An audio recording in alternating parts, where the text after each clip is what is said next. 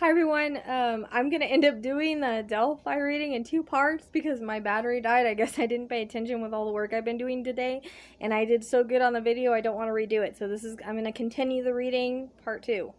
Um, so make sure you watch part 1 because this is only gonna be half the reading. So make sure I will put part 1 and part 2. Make sure you go back and watch part 1. Okay. So, like I said, I've always thought like he had something to do with it, but it's just weird that they just keep throwing that name at me, giving his initials everything. Because I kept doubting, and I'm like, are we sure? And they say yes. So if he's not the younger man, then he's going to be involved or connected. This is Kurtz I'm talking about. But I keep seeing him. They keep showing me and giving me his initials. Weird. I heard father and son, so that may be a kinship connection to the older man and curly hair. Word Junebug. That curly hair is lighter brown. I get a relation to Lizzie and Lyric, like connection with Lizzie and Lyric and drugs. I think that's what they were trying to show me, that the similar case, that's the connection. This was someone with Libby and Abby that was, this is all over someone snitching and money being owed and a lesson being taught. The name Greg. I get a reference to reddish tint in hair, like reddish brown. Younger man. So that reminds me of Kurtz. Older man, brown for sure. I also get a link to Ron Logan, but Ron's not involved, just a link, which we know Kurtz is, but I'm trying not to allow anything that I know to lead me, but they are very adamant. Like I said, I honestly feel like Nicole knew, and that's the feeling I've always gotten since I got the info on her in my earlier auto rights. I think she found out he's involved or something and had threatened to tell or was going to tell. But he's involved with some bad dudes. I want to get more on the older guy. I hear machines, so he may work on around machines. I hear them going. I get machinery and I hear them, and some type of factory possibly. And this is also, and this is what he does, like extra work when he's asked, as far as, killing people. He has a gun and a silencer. I don't know if that's symbolic, but I see that's kind of weird. I think he basically takes out anyone he's asked to. Reference to cleaner hitman. See an American flag, so it's possible he could be prior military. Definitely knows what he's doing. That Hornsby or Hornsby keeps coming in and repeating for some reason. And then I asked the girls, what's apocryphary? Please don't get mad at me for saying it wrong. I'm not good at pronouncing words sometimes. Apocryphary? Anyways. It's, I guess, the making of drugs or medicine or something like that. Apocrithary. Don't make fun of me. I really can't pronounce words sometimes. Okay. So, apothecary. Sorry. So like I said, when I asked what it was, I heard it was like medicine and making drugs or whatever. Kind of like a chemist. So I get a reference to him looking like he's an ordinary man with an ordinary life. Kind of like he looks, like a working man, kind of quiet to himself. There's a reference to a scar near the eye or eyebrow and tats, but I'm not sure about the tats being on him unless they're hidden. He doesn't seem like a real tat guy. But either the dealer or connected to a dealer, hired to do dirty work. I do see prescription bottles. This has come through before, so I think if he's on meds or there's another reason. Keeps a very low profile. No one would even suspect. He's never been caught. I get that he thinks Kurtz is an idiot. Says he's sloppy. He's sort of taking him under his wing, but says he didn't listen or doesn't listen, thinks he knows it all. Man is very evil, as he can just kill like second nature. I worry for the girl's justice, as he's very hard to even catch. He's very careful. Kurtz is arrogant. Hear that it's gotten him caught, and he's sloppy. But I think it's hard to link him, because he didn't do as much as this man did. This man mostly did most of it. He was trying to teach him, and plus that's his job, because he wanted to be involved. Kurtz wanted to be involved for payback, I guess. There's some reason there of anger. I also get, as I'm typing, a reference to a bandana over his mouth or those type of mask things on the younger fellas or people that they're connected to. Both evil, twisted, diabolical. I wonder if they're showing me this for Kurtz, but I see a horse hanging, and I know his dad did that, but I'm not trying to be led by what I'm seeing, but that's what by what I know, but that's what they showed me. There's a reference to harming animals in the younger years. That's come up before, and want to know what's even weirder is this older man's never been caught, isn't in the system, probably been doing it for years. Kurtz won't give him up because he knows he'll kill him or have him killed. The other man has family. The older man has family. I see a wife and 2 kids.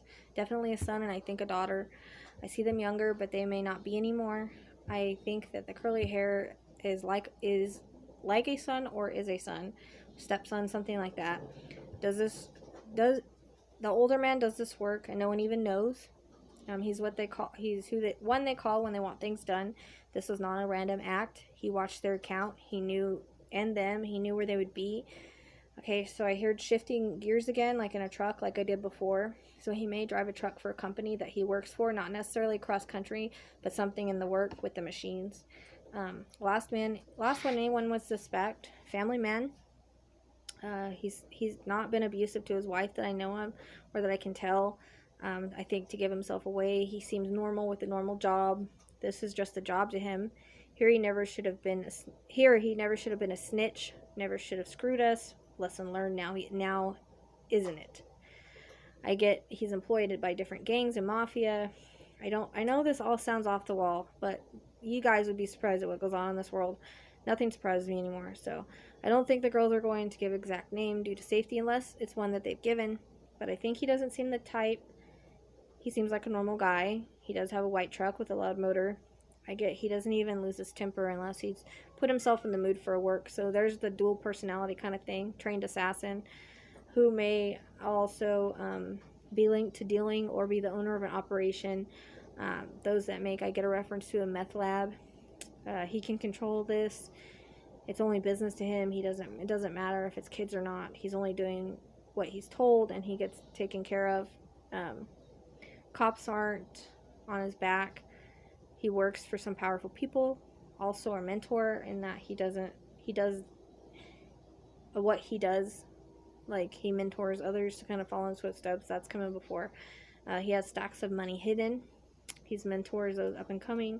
He says even if they're stupid, and he will never breathe a word, like no one will ever breathe a word of who he is. They know better. They may find themselves next. If they do, all he has to do is say the word. I think Abby and Libby are okay with the things, and they just want to kind of protect me, unless they give a name already in the readings or in this reading. I don't think they will. Name Aaron again, probably a connection. He stays in the shadows and out of the limelight.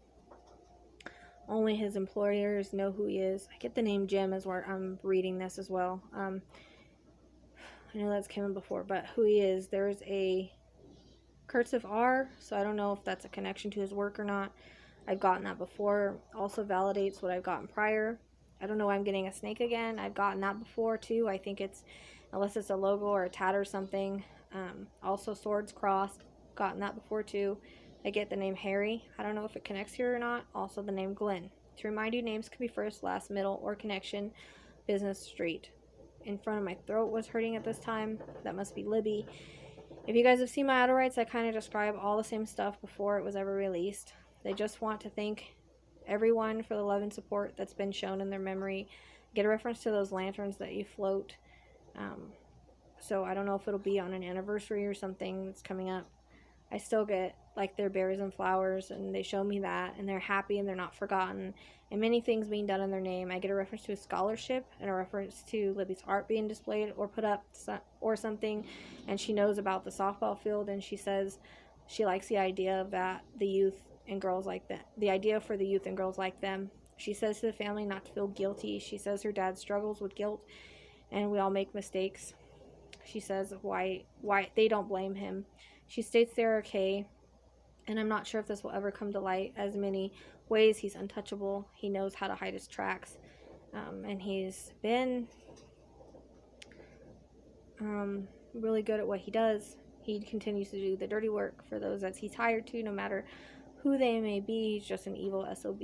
So who can turn his psychopathness on and off whenever he wants to? He has a knack for it. And the way they were killed and left tells it all. And Libby's dad knows it, and he remains quiet for protection. Again, they throw the GK at me because I really started out, and then they kind of do it to validate. So I don't know if he can be linked at this time. I get a reference to neck tats and Arian and Odin. And if you see my other readings, you see I've gotten that before. I ask if they want to say anything else, and I'm told, thank you for doing this, and we want to protect you. This is serious and who he is, and the world may never know. I also get the name Matt, and the front of my neck still hurts. They need someone to know that they need everyone to know that they're together, and they send their love to their families, and those that have tried so hard to bring the killer to justice. They say this is their story, and all that they have, that's all that they have to say. They're waving at me as they walk back into the light. I get links to Kokomo and the words Hasten, something like that. So this was part 2. Like I said, this was the last reading I think I'm going to do on them. I think I've kind of done all that I can do in my part. It's one of those cases where it's really hard because of who's involved and everything like that, and the links of who's involved. And I think we all kind of realized this was the motive. I know that I've thought that for the last couple years, that it was kind of a payback message type thing because of how their lives were taken. It was so brutal. And so I want to thank you guys for liking, subscribing, and everything.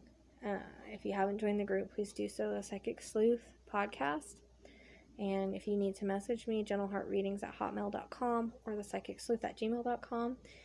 And I appreciate all you guys, and I'm sorry I can't work on Delphi anymore, but I hope that I left you with a little piece of something, and the girls know that I love them. So take care, and I'll see you next time.